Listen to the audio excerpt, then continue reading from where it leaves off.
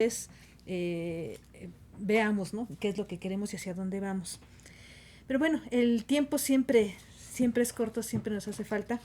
Entonces creo que es momento de pasar a la segunda parte de nuestro diálogo. Les recuerdo que pueden subir sus preguntas a cualquiera de los dos foros, el de cultura financiera o el de matemáticas.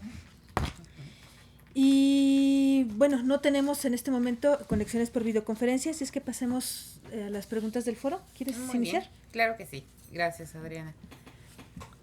Tenemos aquí una pregunta de Olga Botero.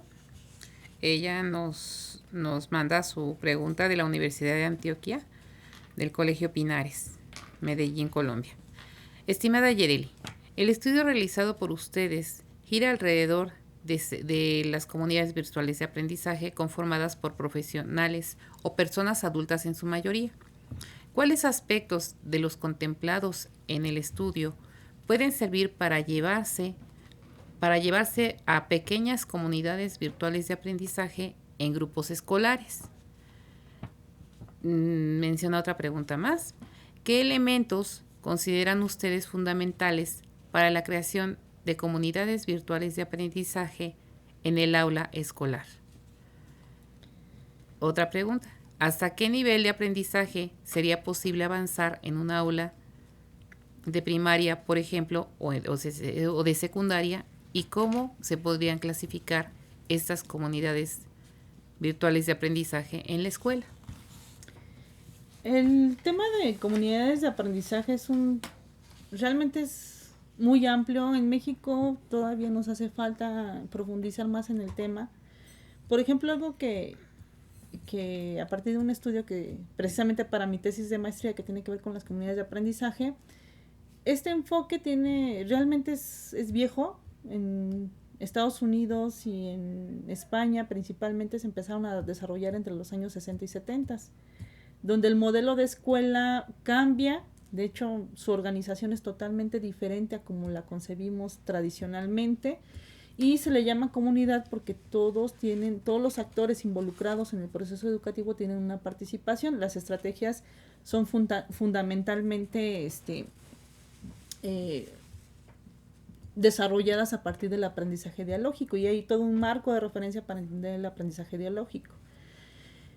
Con el uso de la tecnología dentro de las comunidades de aprendizaje, porque hay comunidades de aprendizaje que sin necesariamente utilizar la computadora o el ordenador se genera el aprendizaje, es decir, no es un requisito indispensable mediarla con tecnología para que sea considerada una comunidad de aprendizaje.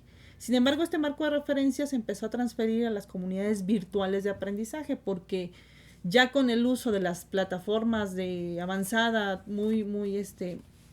de mucha, ¿cómo les diré?, vanguardia, en el cual surgieron nuevas modalidades. Por ejemplo, a mí en una experiencia personal, trabajar con españoles en una plataforma, en el máster, utilizamos una plataforma que es 1000 años luz, evolucionada en comparación a otras plataformas que he conocido de este lado del charco,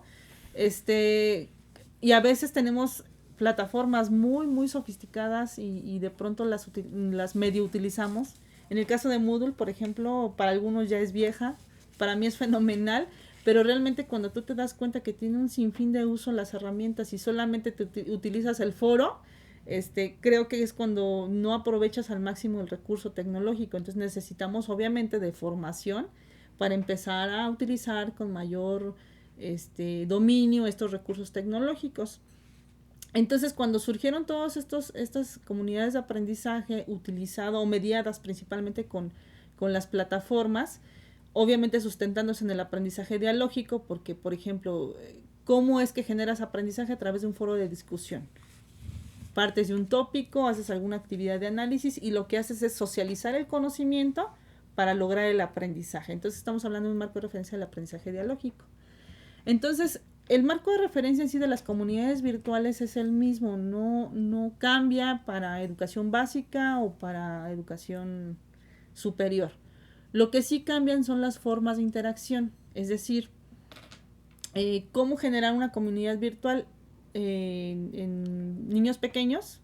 No es mi área fuerte de investigación y de formación, pero a través del proyecto de investigación que empecé a desarrollar, empecé a ver experiencias de otros países.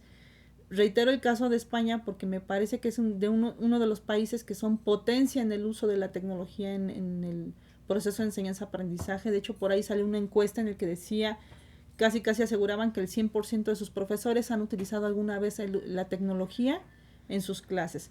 Entonces ahí se ha dado mucho el uso o la creación de proyectos académicos institucionales, algunos incluso gratuitos, en el cual han generado ciertas aplicaciones que usan precisamente para niños de educación básica, y lo que hacen precisamente es empezar a conformar comunidades. Entonces me siento limitada en términos de que no puedo dar respuesta contundente a la pregunta que plantea la profesora, a quien le agradezco mucho, porque no soy especialista en educación básica. Lo que sí le puedo recomendar es que busque algunos de estos proyectos principalmente en idioma español, que son a lo mejor los de más fácil acceso, y ver cómo es que los han utilizado en otros países. De allí surgieron algunas estrategias que a mí me pareció formidable. Yo no conocía, por ejemplo, la Casa del Tesoro. Cómo puedes generar equipos de trabajo, dejar una actividad, un reto, y a través de esta metodología que se llama Casa del Tesoro, los estudiantes logran, a través del uso de internet, cumplir con el reto, ¿no? Entonces, lejos de prohibirles el uso de las fuentes, les aprendemos a discriminar y a utilizarlas a favor del aprendizaje. Otra, la WebQuest, que son estrategias ya muy concretas, pero que podríamos generar a través del uso de una comunidad. Y bueno, empezar a utilizar, hay mucho software libre, hay muchas aplicaciones. La misma WordPress te permite generar foros, en el cual a lo mejor con niños muy pequeños no se puede, pero con un alumno a lo mejor de sexto de primaria o de secundaria, ya puedes generar temas de discusión a través del uso de un foro, que no es una herramienta muy compleja de utilizar. Entonces, ¿cómo generar estas comunidades virtuales? Bueno, yo sugiero, si es un trabajo presencial, porque sí es un poquito diferente hacerlo en un trabajo totalmente a distancia. Si tu trabajo es incorporar el uso de las comunidades virtuales a través de tu trabajo en el aula, en lo cotidiano, pues a lo mejor generar de apoyo paralelo o complementario el uso de Moodle. De hecho, así lo hacemos en la Escuela Superior de Turismo, algunos profesores.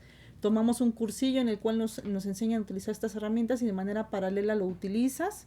O puedes hacer dentro de tu horario, asignarle a la semana alguna actividad que tenga que ver con el uso de la comunidad virtual.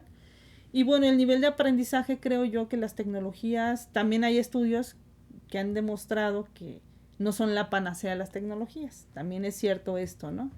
Lo que sí es importante reconocer es que la tecnología es solamente un medio que te va a permitir, si las utilizas adecuadamente. De hecho, ese es un comentario que vierte alguien en la comunidad virtual de matemáticas que me pareció muy mesurado, que la tecnología te va a servir tanto como tú la aprendas a utilizar como un medio que te permita potencializar el aprendizaje.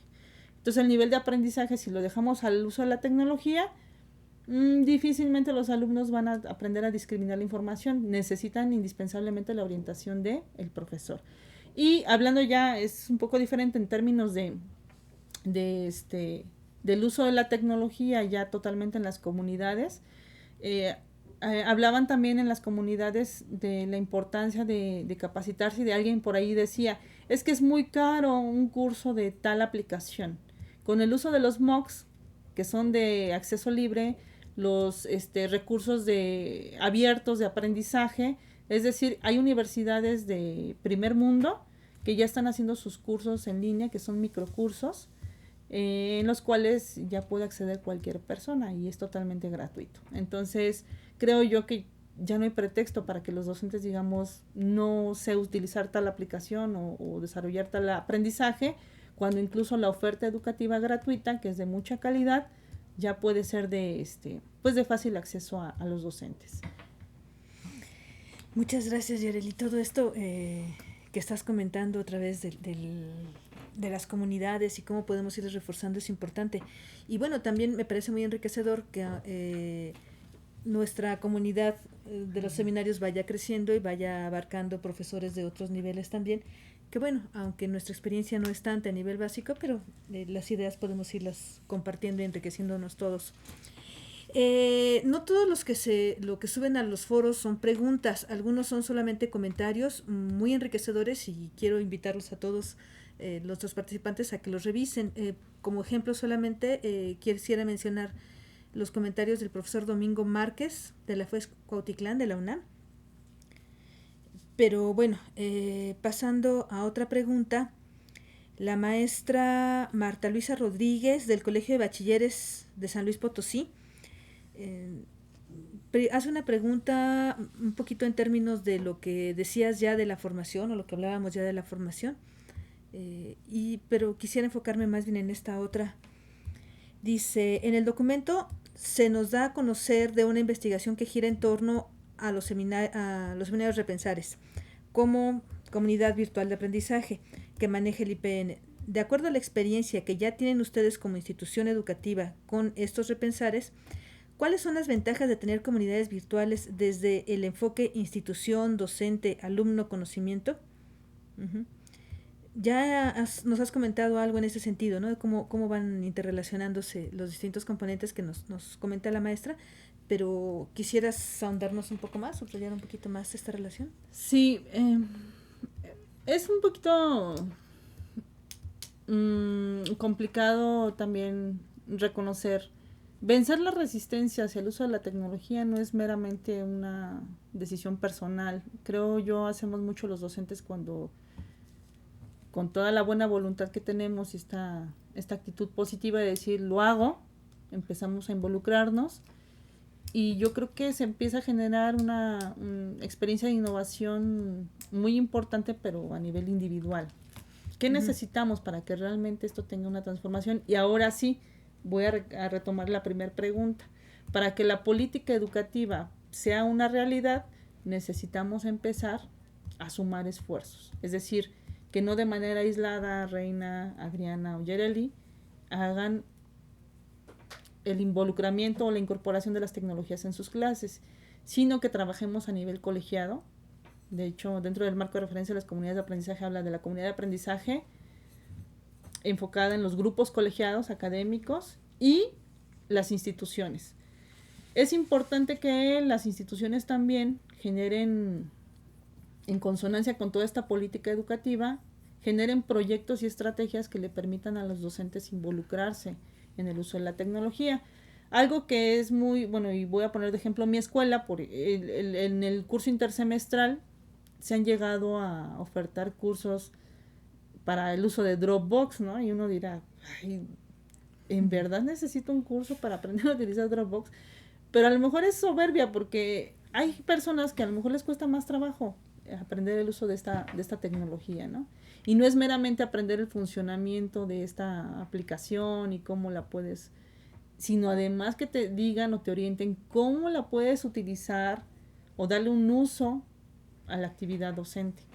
Entonces, creo yo que hay que empezar por lo básico, que es empezar a formar a los profesores bajo el esquema de del uso de estas tecnologías, a lo mejor ir en avanzada con aplicaciones mucho más complicadas como ha sido esta aplicación que hablan de GeoGebra en matemáticas o de los simuladores en cultura financiera, pero que también exista una iniciativa de los propios docentes que ya han experimentado estas innovaciones a formular propuestas que lleven a sus academias, que lleven a la institución, y esto es algo que nos ha servido mucho aquí en el instituto. De hecho, los seminarios Repensar, creo yo, y por ahí no es comercial, se evidencia aquí en la comunidad virtual, hacen mención de lo siguiente, ¿no? El hecho de que tú tengas la oportunidad de interactuar con una persona de Colombia, que tengas la oportunidad de compartir experiencia con alguien de Argentina, esto te amplía el horizonte. ¿Por qué? Porque te das cuenta que compartimos problemáticas y que las soluciones pueden ser diferentes, y el empezar a compartirlas te da posibilidades de poder aprender algo nuevo y tener una nueva perspectiva del asunto. Y en términos de cómo lo hemos hecho institucionalmente, pues ha sido romper paradigmas, porque el aprender a trabajar de manera multidisciplinaria pues no es fácil, y aquí que mis compañeras están sentadas conmigo me podrán no dar el avión, sino que nos puedan incluso ellas hablar de cuál es el reto que implica trabajar realmente de manera multidisciplinaria en trabajo colegiado. y de hacer transferencias. Algo que yo siempre he reconocido en términos de lo que hemos avanzado en cultura financiera ha sido los préstamos que hemos tomado de la matemática educativa. Uno de ellos fue la experiencia de ingeniería didáctica, ¿no? De que es un marco de referencia utilizado ya el currículo potencialmente aplicado, que lo tomamos, lo analizamos y lo contextualizamos a las necesidades de cultura financiera. Entonces, esto es lo que te permite una gran posibilidad el trabajar multidisciplinariamente. Entonces, institucionalmente se nos ha permitido, y no nada más se nos ha permitido, esto es lo que quería profundizar también hace ratito. Algo que ha permitido a los seminarios Repensar crecer ha sido uno, que se han ido innovando. Es decir, el seminario Repensar, el primer ciclo, seguramente no es igual, incluso en el uso de la tecnología, que el 11º ciclo. Es decir, que hubo una evolución en el propio seminario, ¿no? Una apertura, irse flexibilizando, hacer incorporaciones en el uso de la tecnología. Pero a su vez buscamos apoyo institucional. En el 2015, y eso es parte de complementar alguna pregunta que se hizo en el diálogo, se fundó la red de los seminarios Repensar.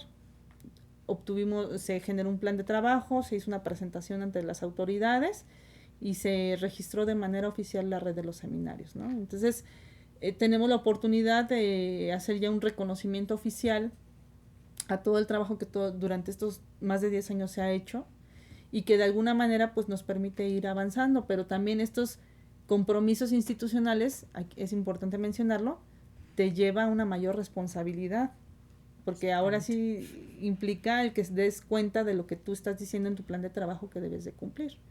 Entonces también es importante mencionar esto, ¿no?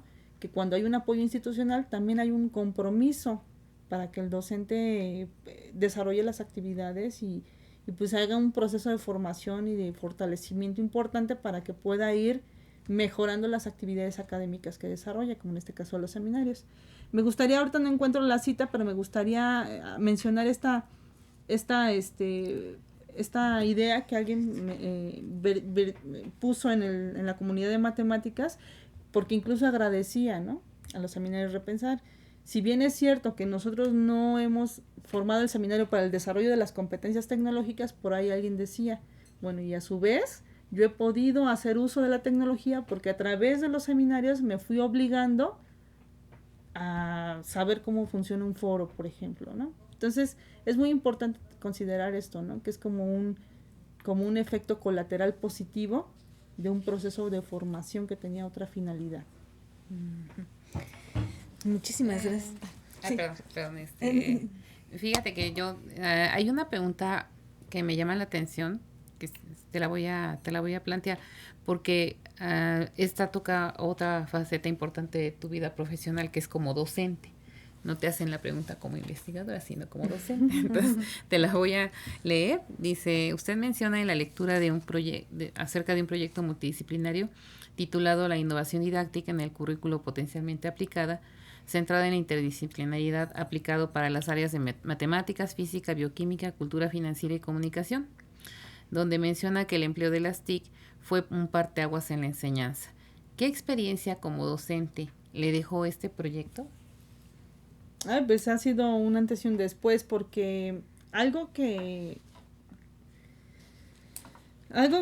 ya lo mencioné de manera general, tuvo aprendizajes muy, muy, muy importantes. El reconocimiento primeramente a toda la tradición que tiene la matemática educativa como un área de conocimiento que ha ido forjando investigación, ha ido forjando marcos de referencia. Ahora que me tocó escucharlos de manera directa en Hamburgo la semana pasada, yo estaba maravillada, por ejemplo, la sociedad que ahorita no recuerdo, el ICMI, que es quien organiza el ICME, se fundó en 1908.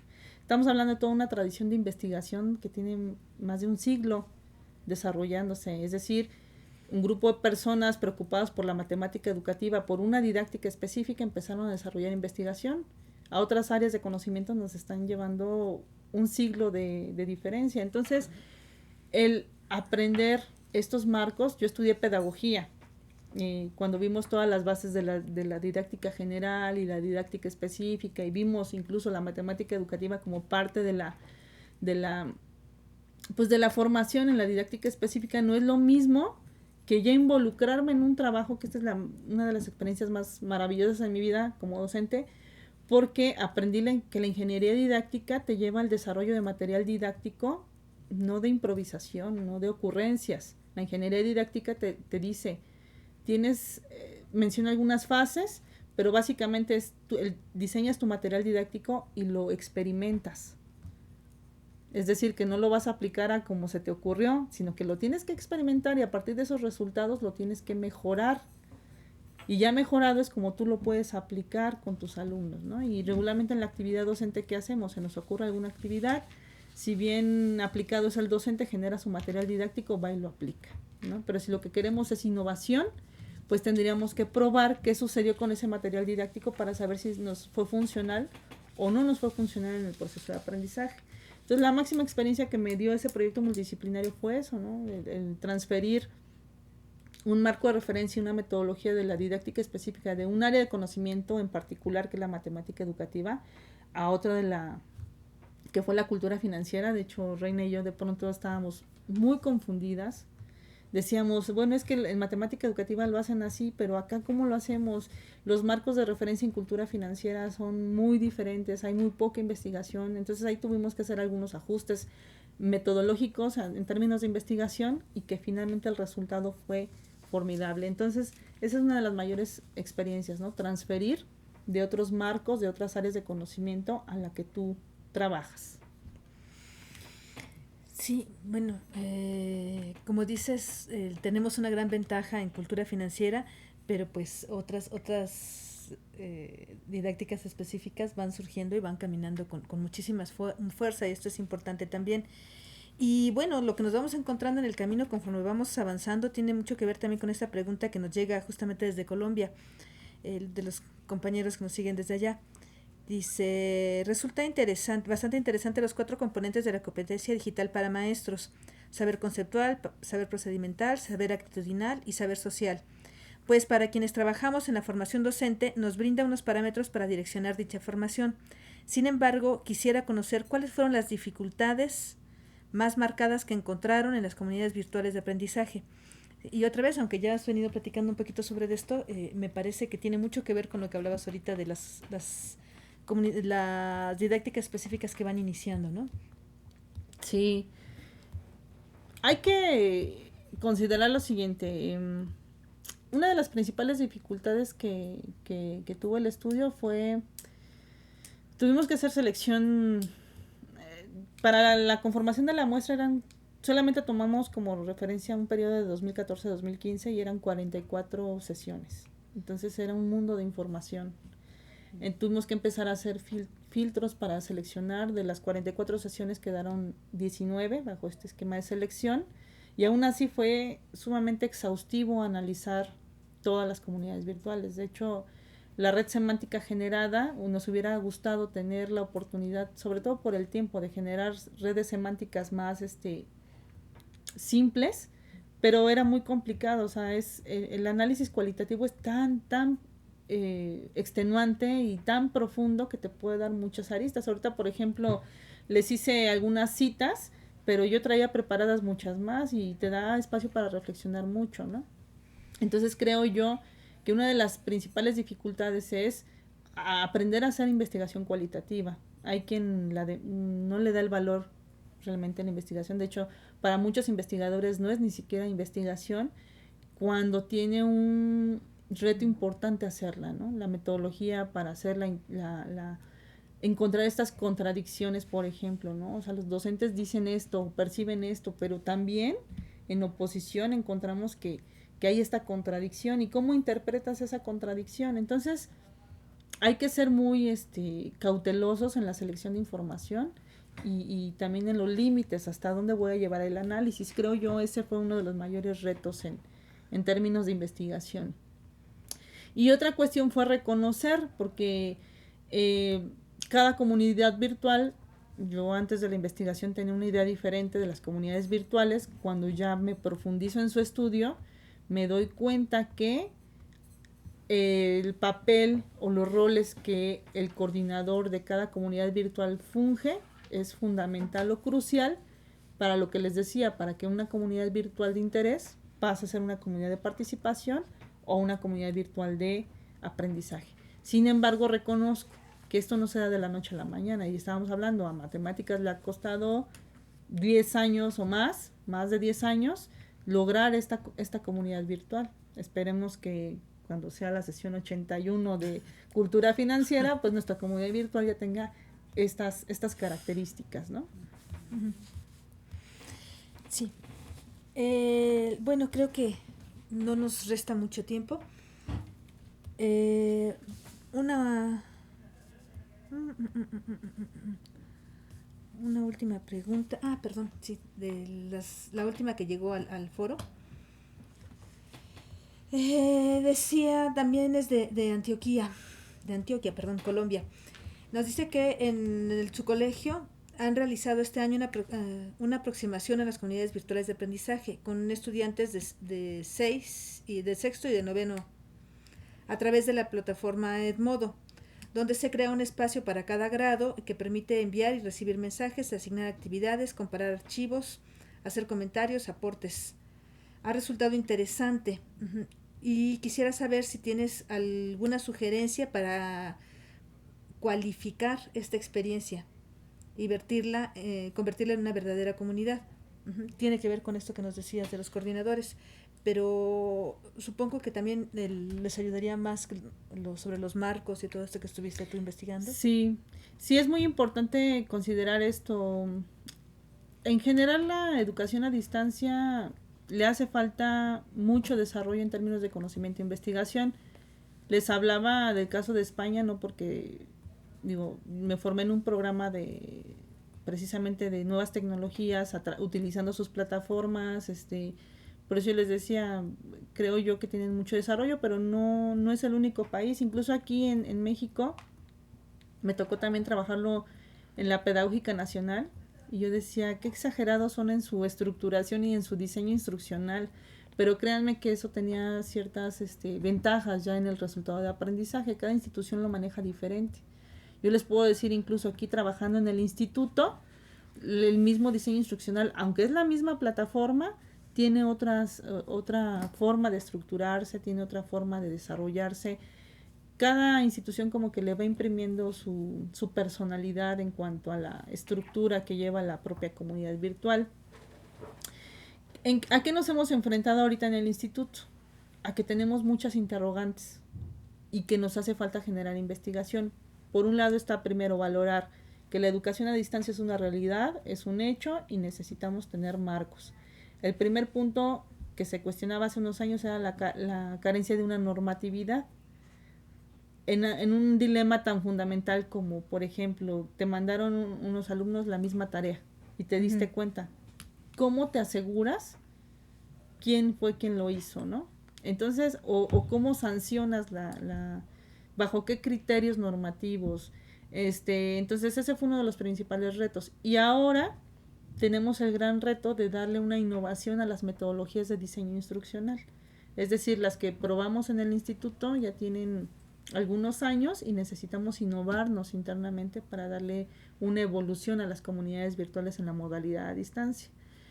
¿Qué nos ha servido, o a título personal, qué me ha servido a mí? Aprender de la experiencia de otros países que ya tienen más años en el diseño de este tipo de proyectos, el poder interactuar a través de las comunidades virtuales y hacer uso de las aplicaciones informáticas que obviamente están ahí a través de internet. De hecho, de manera libre uno puede encontrar artículos científicos muy importantes sobre el uso de las comunidades virtuales y estos marcos de referencia. Entonces yo sí recomendaría, y aquí coincido con la perspectiva de Adriana, hay que empezar a documentarnos, porque sí es cierto que las problemáticas que vive ahorita las instituciones educativas con la incorporación de la tecnología, tanto en las modalidades escolarizadas como no escolarizadas, pues es un reto importante. Y también entender, porque eso es algo que nos ha costado trabajo entender, que no es lo mismo dar una clase presencial incorporando tecnología que orientar todo un proceso de enseñanza-aprendizaje en una plataforma virtual, en la modalidad a distancia. Entonces, tiene implicaciones y funciones totalmente diferentes para un docente en los dos escenarios. Son escenarios y su naturaleza, son dos escenarios diferentes y la naturaleza es totalmente diferente. Entonces, hay mucha investigación ya sobre, hace falta más, pero también ya hay investigación que tenemos a la mano a través de internet, documentos, artículos científicos muy interesantes. Incluso ahorita lo más novedoso habla sobre el uso de los móviles, las tabletas, celulares dentro del proceso de enseñanza-aprendizaje. Creo que es de lo más novedoso que hay hasta el momento. Fíjate que me llama la atención. En tu artículo vi que mencionas al programa de desarrollo institucional 2015-2018 en el eje 2, que habla acerca de formación docente con respecto al uso de la tecnología. Entonces decía que el instituto propiamente lo que ha hecho a través de estas de integrar a todas las carreras esta parte virtual de las carreras virtuales, tanto en nivel medio superior como en el nivel superior, daba con esto la oportunidad o la apertura para que los maestros pudieran empezar precisamente a utilizar las nuevas tecnologías dando clases de manera virtual. Entonces, pues una primera pregunta sería, ¿tenemos los maestros capacitados para ello? Y la otra sería, ¿qué pasaría si tenemos también los grupos para que por lo menos a cada maestro le tocara un grupo en esa modalidad, ¿no? Eso también es algo interesante de pensar porque tendríamos de esta disponibilidad. ¿Podríamos disponer de ella? Todavía me haces una pregunta muy complicada. Todavía creo que no. Hemos avanzado mucho a lo largo de estos años. No puedo hablar por el nivel medio superior porque se maneja un poquito diferente a como lo hacemos en nivel superior. De hecho, en nivel superior solamente tenemos 2 escuelas que trabajan la modalidad a distancia, que es las de ciencias sociales, ESCA Santo Tomás y Tepepan, y la Escuela Superior de Turismo. De hecho, la de Escuela Superior de Turismo es modalidad mixta y las que llevan las ESCAS son modalidad a distancia. Considero que todavía hace falta. De hecho, para poder dar clases allí necesitas tomar un curso de inducción que precisamente te orienta sobre cómo incorporas la tecnología, cómo utilizas, la plataforma. Sin embargo, hace rato hablaba yo de la naturaleza que implica que utilices Moodle para la modalidad no escolarizada, y es muy diferente para hacerlo para la modalidad no escolarizada y escolarizada. En la Escuela Superior de Turismo, por ejemplo, tomé otro curso. O sea, yo ya había tomado el curso de inducción para la modalidad no escolarizada. Y tuve que tomar otro curso para que yo pudiera incorporar la plataforma en mis clases presenciales. Porque ahí no la ves como el recurso central o primordial, sino lo ves como un recurso complementario. Entonces el uso es diferente. Cuando tú vas a dar clases en la modalidad a distancia, pues el diseño instruccional está ya desarrollado. De hecho, los primeros docentes se quejaban y decían que ellos no estaban de acuerdo, que por qué iban a utilizar tal lectura si ellos no querían utilizarla, ¿no? Que ellos les dejaran todos los espacios abiertos y ellos decidían de manera abierta qué actividades y con qué recursos. Y pues bajo el enfoque de la modalidad no escolarizada eso no es posible, porque tú tienes que desarrollar toda una planeación, tu programación y tu diseño instruccional para el desarrollo de las actividades, y el profesor básicamente lo que hace o su función es asesorar y mediar entre el contenido y lo que el estudiante va aprendiendo. Es decir, tu función es más mediadora, de acompañamiento, de asesoramiento, y el contenido ya está previamente diseñado. Puedes tú hacer algunas sugerencias complementarias, posiblemente durante el proceso de evaluación sugerir algunos cambios en las actividades, pero es un proceso que ya está estructurado, ya lleva cierto tiempo, ¿no? Y es muy diferente a cuando tú dices, yo en mi clase, en el caso de metodología de investigación, dices, para facilitar el proceso voy a diseñar así, y ahí sí tú tienes libertad de cómo diseñar tu espacio virtual, pero reitero, es un complemento a lo que tú desarrollas en clase. Entonces, considero yo primero, en cuestión a tu pregunta, es en el instituto ya tenemos infraestructura, ya tenemos intención política, ya tenemos estrategias, porque de ser así yo, reitero, tomé cursos aquí mismo en el instituto para aprender a hacer eso. Que hace falta un poquito de mayor iniciativa por parte de los docentes a romper este paradigma y decir, me atrevo a utilizar la tecnología, empezar a usarlo diferente para que seamos más los profesores interesados en el uso de las tecnologías en nuestras clases. Y a su vez, creo también, y voy en el sentido de la innovación, eso se hizo 2009, estamos hablando, cuando empezó todo este proyecto aquí a nivel superior. Estamos hablando de algunos años y en términos de tecnología, acuérdense que esto avanza muy rápido. Entonces hay que modificar, de hecho, las estrategias que en el 2009 se implementaron, ahorita ya no están funcionando porque ya se vuelven obsoletas en términos de tecnología. Entonces, aunque tú seas un docente que ya te preparaste, te tienes que estar actualizando constantemente en nuevas aplicaciones, en nuevas metodologías para que lo puedas implementar. Bueno, pues creo que dado el tiempo no nos queda más que agradecer, Yereli, tu participación como investigadora en esta ocasión y bueno, también en general al Seminario de Cultura Financiera que nos permita participar o compartir con ustedes este inicio de ciclo, ¿no? Felicitarlos pues también por que sea muy buen ciclo. A todos nuestros participantes de ambos seminarios los invitamos a revisar los foros, a participar, comentar, incluso ir cambiando nuestra actitud, ser más participativos, más de compartir, más de discutir con nuestros compañeros. Y bueno, pues creo que es todo. Muchas gracias. Gracias.